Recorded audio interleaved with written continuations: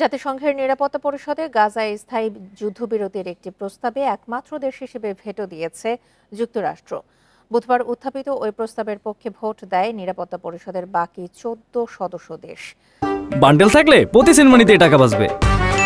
বিকাশ send money bundle কিনে জিতুন প্রতি লেনদেনে।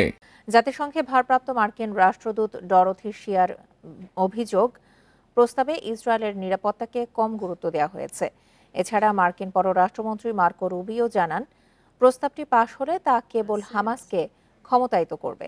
এদিকে ইসরায়েলের সঙ্গে সব সম্পর্ক ছিন্ন করার ঘোষণা দিয়েছে আয়ারল্যান্ডের বিখ্যাত শিক্ষা প্রতিষ্ঠান ট্রিনিটি কলেজ ডাবলিন। গাজায় চলমান মানবাধিকার লঙ্ঘনের প্রতিবাদে এমন পদক্ষেপ তাদের। উপত্যকা জুড়ে ইসরায়েলি হামলায় একদিনে অন্তত ৯৫ জন ফিলিস্তিনি নিহত হয়েছে, আহত হয়েছে ৪৪০ জন।